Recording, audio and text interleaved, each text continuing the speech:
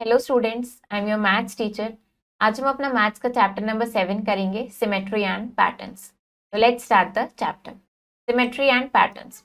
इस चैप्टर में हम क्या पढ़ेंगे? सिमेट्री इन प्लेन शेप्स देखेंगे, फिर सॉलिड शेप्स में देखेंगे, then rotational and reflection symmetry देखेंगे, फिर हम व्यूज देखेंगे सॉलिड शेप्स के एंड पैटर्न्स के बारे में पढ़ेंगे।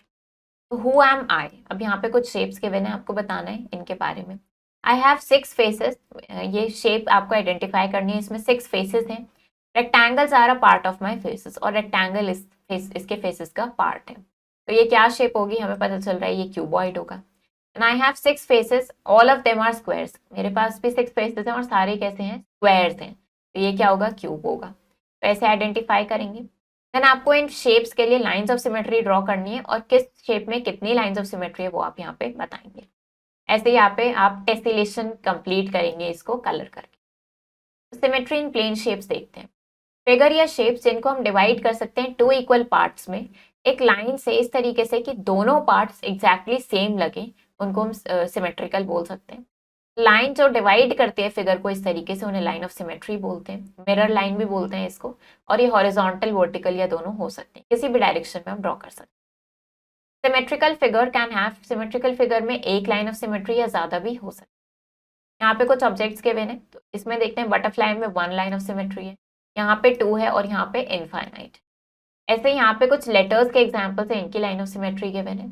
तो ये करेक्ट लाइन ऑफ सिमेट्री है और ये इनकरेक्ट है, क्योंकि ये वर्टिकल लाइन ऑफ सिमेट्री नहीं है। From the figures given above, अब ये जो फिगर्स यहाँ पे गिवन है, वी ऑब्जर्व दैट, हमने क्या ऑब्जर्व किया कि अगर हम इनको फोल्ड करेंगे इनकी डॉटेड लाइन के अलोंग, तो हमें जो दोनों पार्ट मिलेंगे वो दोनों एक दूसरे के ऊपर सुपर इम्पोज हो जाएंगे, मतलब एक दूसरे के ऊपर बिल्कुल अच्छे से परफेक्टली फिट हो जाएंगे। तो अब अगर यहाँ पे हम देखें ये फिगर जो हमें गिवन है, which one is the mirror line, आपको बताना है इसकी मिरर लाइन क्या है, पी क्यू है या आर एस है। तो पी क्यू अगर हम देखें तो ये इक्वल पार्ट्स में डिवाइड नहीं कर रहा है, लेकिन आर एस इक्वल पार्ट्स में डिवाइड कर रहा है, सिमिलर एकदम। तो ये आर एस हमारा क्या हो जाएगा यहाँ पे, ये हमारी मिरर लाइन हो जाएगी। अब ऐसे आपको इन फिगर में चेक करनी है कि कौन सी सिमेट्रिकल है और उनकी लाइन ऑफ सिमेट्री ड्रॉ करनी है। तो हमें यहाँ पे दिख रहा है ए और बी सिमेट्रिकल है, सी और डी सिमेट्रिकल नहीं है। आप इनकी लाइन ऑफ सिमेट्री ड्रॉ करेंगे। Symmetry in solid shapes. अब plane that divides a 3D figure, अब ऐसा प्लेन जो 3D फिगर ये सॉलिड को 2 आइडेंटिकल हाफ्स में या मिरर इमेजेस में डिवाइड करे, उसे प्लेन ऑफ सिमेट्री बोलते हैं। ये 3D फिगर 2 इक्वल हाफ में कट होती है with a 2 dimensional plane and the cut surfaces, ये कट सर्फेसेस प्लेन के मिरर के आगे रखते हैं। Then each half of the figure, फिर दोनों हाफ जो है फिगर के वो क्या होंगी, मिरर इमेज होंगी एक दूसरे की। As 2D figures have 1, 2D figure में 1, 2 या ज्यादा लाइन ऑफ सिमेट्री होती है, ऐसे 3D फिगर्स में, 3D सॉलिड्स में भी 1 या 1 से ज्यादा प्लेन ऑफ सिमेट्री हो सकते हैं। तो इसको समझने के लिए हमने क्या किया, यहाँ पे क्यूब का एग्जाम्पल लिया है। एक क्यूब में 9 प्लेन्स ऑफ सिमेट्री होती है। Each plane of symmetry divides the cube into 2 identical half. तो हमें यहाँ पे ये गिवन है। अब अगर क्यूबॉइड देखें तो इसमें 3 प्लेन्स ऑफ सिमेट्री होती है। फेयर, सिलेंडर एंड कोन, इसमें इनफाइनाइट प्लेन्स ऑफ सिमेट्री होती है। तो आपको क्या करना है, इनकी line of symmetry in figures में ड्रॉ करनी है। तो अगर यहाँ पे देखें इसकी अगर हम लाइन ऑफ सिमेट्री ड्रॉ करेंगे तो इस तरीके से हम इसकी लाइन ऑफ सिमेट्री ड्रॉ कर सकते हैं, वर्टिकल हो गई। देन ऐसे हॉरिजॉन्टल भी ड्रॉ कर सकते हैं, और इसी तरीके से हम यहाँ पे ये डायगोनल लाइन ऑफ सिमेट्री भी ड्रॉ कर सकते हैं। तो आप क्या करेंगे, इसी तरीके से आप इन फिगर्स में ड्रॉ करेंगे इनकी लाइन ऑफ सिमेट्री। अब आपको चेक करना है कि ये सिमेट्रिकल है या नहीं, और अगर सिमेट्रिकल है तो इनकी भी लाइन ऑफ सिमेट्री आपको ड्रॉ करनी है। And which of the line drawn in the given figure is the correct line, तो आपको बताना है यहाँ पे कौन सी line correct line of symmetry है। तो अगर हम यहाँ देखें इसको, इस फिगर को देखें अगर हम, तो यहाँ पे हमें कौन कौन सी लाइंस दिख रही हैं, A F E C and B D, ये हमें 3 लाइंस दिख रही हैं। तो अगर हम इसमें देखें करेक्ट लाइन ऑफ सिमेट्री क्या है हमारी, ये है बी सी। ऐसे यहाँ पे अगर हम देखें यहाँ पे P Q and R S, तो इसमें करेक्ट लाइन ऑफ सिमेट्री क्या है, यहाँ पे आर एस हमारी करेक्ट है। ऐसे बताना है आपको। फिर आपको सेलेक्ट द फिगर्स, वो फिगर सेलेक्ट करनी है जो सिमेट्रिकल हैं इस प्लेन के अराउंड। ये जो प्लेन ड्रॉ किया है इसके सिमेट्रिकल जो है उनको आप सेलेक्ट करेंगे। तो अगर हम यहाँ पे देखें तो ये भी सिमेट्रिकल है, ये सिमेट्रिकल नहीं है, ये सिमेट्रिकल है, and this figure is also symmetrical. अब रोटेशनल सिमेट्री देखते हैं, quarter turn, half turn and full turn. कोई ऑब्जेक्ट लिया हमने, for example text book, pencil box या कुछ भी इस तरीके से लिया, उसको हमने टर्न किया थ्रू 90 डिग्री, तो हम क्या बोलेंगे कि ऑब्जेक्ट ने क्वार्टर टर्न किया है, क्योंकि 90 डिग्री 360 का 1/4 होता है।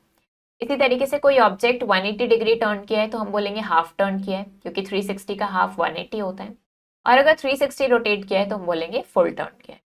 हमने स्क्वायर बनाया, उसमें 4 डॉट्स पुट करी इस तरीके से। अब हमने क्वार्टर टर्न करा स्क्वायर को, तो हम क्या देखेंगे, ये have got a square identical to the shape, हमें सेम शेप मिली है इस तरीके से जो बिगनिंग में थी। ऐसे 3 टाइम्स और रिपीट करेंगे और हमने वर्टिसेस को लेबल कर दिया इस तरीके से। तो जब हम इनको टर्न करते जाएंगे तो ऐसे होता जाएगा, यहाँ पे ए पहले यहाँ था, फिर ये यहाँ हो जाएगा, एक और बार टर्न करेंगे तो ए यहाँ आ गया, फिर से टर्न करेंगे ए यहाँ, और फिर से करेंगे तो वापस से यहाँ आ जाएगा। तो हर क्वार्टर टर्न के साथ हम क्या देख रहे हैं कि वो सेम शेप मिल रही है, पर वर्टिसेस की पोजीशन चेंज होती जा रही है। 4 क्वार्टर टर्न्स के बाद वो वापस उसी पोजीशन पे आ गया जहां से स्टार्ट किया था। कोई भी इरेगुलर शेप अपनी ओरिजिनल शेप पे आ जाएगी एक फुल टर्न के बाद। Note that the turns shown above are clockwise, ये जो टर्न्स है ये क्लॉकवाइज है, इसका मतलब ऑब्जेक्ट टर्न हो रहा है सेम डायरेक्शन में जहाँ पे क्लॉक के हैंड्स मूव करते हैं। लेकिन अगर हम एंटी क्लॉकवाइज कंसिडर करें तो in the rotational symmetry will be same, तब भी सेम होगी। We will need a square sheet of paper, हमें एक पेपर की स्क्वायर शीट चाहिए, एक थिक कार्डबोर्ड चाहिए सेम साइज का, एक board pen, ruler and pencil. ऐसे हमने उस पर डायगोनल्स ड्रॉ करी। प्लेस द स्क्वायर पेपर, हमने कार्डबोर्ड के ऊपर रखा उस स्क्वायर पेपर को कि साइड्स मैच कर रही है एग्जैक्टली। बोर्ड पेन का यूज करके फिक्स कर दिया जहां पे डायगोनल्स मीट कर रही है। अब स्लोली इसको टर्न करते जाएंगे तो हम क्या देखेंगे कि शेप सेम रहेगी पर पोजीशन चेंज होती जा रही है। इस स्टेप को बार बार रिपीट करना है और फिर हम क्या देखेंगे, 4th टर्न के बाद वो वापस ओरिजिनल पोजीशन पे आ जाएगा। स्क्वायर को रोटेट किया हमने पॉइंट ओ के अबाउट 4 टर्न्स में, और which square appears the same. We say that the square has, तो स्क्वायर की हम बोलेंगे कि इसकी रोटेशनल सिमेट्री है ऑर्डर 4 की। ऐसे अगर यहाँ पे हम कुछ अल्फाबेट के लेटर्स देखें, लेटर ए की रोटेशनल सिमेट्री है ऑफ 1, क्योंकि ये रिपीट कर रही है इसको when it is turn through 1 complete rotation. ऐसे ही अगर यहाँ पे देखें एनी शेप, जो कोई भी शेप एक सिंगल टर्न के बाद रिपीट करे खुद को, तो उसकी रोटेशनल सिमेट्री होती है ऑर्डर 1 की। The letter H, H letter repeat कर रहा है itself after 2 turns of 90 degree and return to the original position, तो इसकी रोटेशनल सिमेट्री हुई 2 की। रिफ्लेक्शन सिमेट्री, अब हमें पता है कि लाइन ऑफ सिमेट्री क्या करता है, फिगर को 2 इक्वल पार्ट्स में डिवाइड करता है।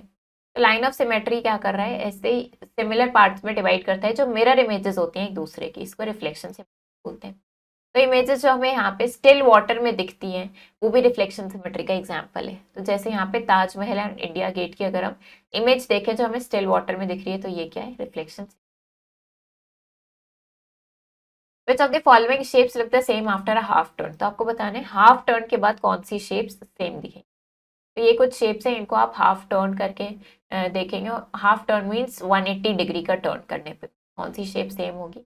हमारे पास कौन सी शेप सेम आएगी, इस शेप को जब हम हाफ टर्न करेंगे तो ये सेम होगी, ऐसे सर्कल भी सेम होगा, और ये शेप भी सेम होगी। अब क्या करना है, आपको इन इमेजेस को रोटेट करना है और ये फाइंड आउट करना है कि कितने नंबर ऑफ टाइम्स रोटेट करने पे अपनी ओरिजिनल पोजीशन पे वापस आ रहे हैं, और इनकी ऑर्डर ऑफ सिमेट्री आपको लिखनी है। तो इनको रोटेट करेंगे। अब जब इनको रोटेट करेंगे, पहले इसको 90 डिग्री रोटेट करेंगे तो ये इस तरीके से मिलेगा, फिर से रोटेट करेंगे तो ये ऐसे वापस ओरिजिनल पोजीशन मिल जाएगी, फिर ऐसे। तो इस तरीके से आप इसको करेंगे तो हमें क्या दिखेगा, एच की कितनी ऑर्डर ऑफ सिमेट्री आ रही है, यहाँ पे 2 आ रही है। ऐसे ही आई को करेंगे, एच को करेंगे एंड 3 को करेंगे। नाउ ब्लैंक्स फिल करना है, आपको क्या करना है, इन फिगर की रोटेशनल सिमेट्री बतानी है और फिर कितने नंबर ऑफ टाइम्स इनको रोटेट करना पड़ा कि अपनी ओरिजिनल शेप पे वापस आ गए हैं। इनको कंप्लीट करना है सिमेट्रिकल शेप्स को, यहाँ पे इनको हमें इस तरीके से पूरा कंप्लीट करना है। तो यहाँ पे ये गिवन है, यहाँ पे हमें एक मिरर गिवन है, तो हमें क्या करना है, ये मिरर इमेज इनकी यहाँ पे पूरी बनानी है। Which of the following figures has symmetry when rotated along the clockwise? अब आपको बताना है कौन सी फिगर्स में सिमेट्री है जब उनको हम क्लॉकवाइज और एंटी क्लॉकवाइज रोटेट कर रहे हैं बाया क्वार्टर टर्न। तो क्वार्टर टर्न से इनको रोटेट करेंगे और फिर बताएंगे कि कौन सी फिगर में सिमेट्री यहाँ पे आ रही है। अब हम देखते हैं व्यूज ऑफ सॉलिड शेप। तो हम देखते हैं, let us see how a cube और क्यूबॉइड कैसे लगते हैं जब हम इनको डिफरेंट डायरेक्शन से देखते हैं। तो हमने टॉप, फ्रंट और साइड व्यू ड्रॉ किया है स्फेयर, कोन एंड सिलेंडर का। तो अगर क्यूब का देखें तो ये टॉप व्यू, फ्रंट व्यू और ये साइड व्यू तीनों तरफ से सेम है। ऐसे ही क्यूबॉइड भी हर तरफ से सेम है। इसी तरीके से स्क्वायर, कोन एंड सिलेंडर का आप देखेंगे तो हम क्या ऑब्जर्व करेंगे, क्यूब जब इसको टॉप से देखा तो रेड फेस विजिबल है, when it is viewed from the front face yellow face दिख रहा है, और साइड से देख रहे हैं तो ब्लू फेस दिख रहा है। ऐसे ही क्यूबॉइड को टॉप से देखने पे ऑरेंज फेस दिख रहा है, और फ्रंट से देखेंगे तो ग्रीन फेस एंड साइड से देखेंगे तो वॉयलेट फेस विजिबल है। फेसेस चेंज हो रहा है लेकिन शेप इनकी सेम है। ड्रॉ दी टॉप, अब आपको क्या करना है, इनके टॉप, फ्रंट और साइड व्यूज ड्रॉ करने हैं। तो अगर यहाँ पे क्यूब का देखें तो इसके लिए क्या ड्रॉ होगा, स्क्वायर ही ड्रॉ होगा। देन इस तरीके से यहाँ पे कोन के लिए देखें तो इसका टॉप व्यू क्या हो जाएगा, इसका टॉप व्यू में क्या होगा, ये ओवल होगा। इस तरीके से ये इसका टॉप व्यू होगा। अब अगर इसका फ्रंट व्यू देखेंगे तो फ्रंट से हमें ये इस तरीके से दिखेगा, ये इसका फ्रंट व्यू हो गया। और इसका साइड व्यू देखेंगे तो साइड व्यू भी कैसे दिखेगा, ये ऐसा ही दिखेगा। इस तरीके से ये ड्रॉ करना है आपको। देन पुट अ टिक, अब आपको टिक या क्रॉस पुट करना है अगर ये व्यूज करेक्ट है या नहीं। तो यहाँ पे ये गिवन है हमें, इसका टॉप व्यू हमें ये दिख रहा है, तो ये बताना है कि ये करेक्ट है या नहीं। ये इनकरेक्ट है क्योंकि टॉप व्यू इसका क्या दिखेगा, हमें ये दिखेगा, तो ये इनकरेक्ट है। ऐसे यहाँ पे आपको क्या करना है, इन ऑब्जेक्ट्स के लिए बताना है। नेक्स्ट पैटर्न्स देखते हैं। तो पैटर्न्स हमने अपनी पहले की क्लासेस में पढ़े हैं। हम क्या करेंगे, करेक्ट आंसर चूज करेंगे बॉक्स से जो इस पैटर्न को कंप्लीट करेगा। तो यहाँ पे क्या है, 3001, 3002, 3003, फिर ब्लैंक है और 3005। तो हमें क्या दिख रहा है, हम हर नंबर में 1 ऐड करते जा रहे हैं, ये सबका सक्सेसर लिखते जा रहे हैं। तो यहाँ क्या आ जाएगा, 3004। ऐसे यहाँ पे क्या है, 67, 69, यहाँ पे सब में 2 ऐड हो रहा है, 2 ऐड होता जा रहा है। तो ये कितना हो जाएगा, 75। पहले हमने यहाँ पे ये लिखा और सेकंड में 75। इस तरीके से ये आपको कंप्लीट करते जाना। अब यहाँ पे हमें मल्टीप्लिकेशन टेबल गिवन है 9 का, from 1 to 10। Complete the table by finding the digit some in each case. Digit का सम फाइंड करके इस टेबल को कंप्लीट करेंगे। तो अगर डिजिट सम देखें हम यहाँ पे, 0 + 9 9 हो गया, 1 + 8 is 9, 2 + 7 9, 3 + 6 is 9, 4 + 5 is 9। तो आप क्या देखेंगे, ये सब किसके इक्वल है, ये सब 9 के इक्वल। तो हमने क्या ऑब्जर्व किया, एक पैटर्न बन रहा है इसके प्रोडक्ट के डिजिट्स। हमने क्या ऑब्जर्व किया कि 10th digit in each product is 1 less than the factor with which 9 is multiplied, कि जिससे हमने उसको मल्टीप्लाई किया है वो उससे 1 लेस है। मतलब यहाँ पे हमने देखा 1 से मल्टीप्लाई किया है तो इसकी 10th प्लेस पे 0 है, 2 से मल्टीप्लाई किया है तो यहाँ पे 1 है, 3 से मल्टीप्लाई किया है तो यहाँ 2 है। तो ये 1 प्लेस लेस होता जा रहा है 10th प्लेस पे।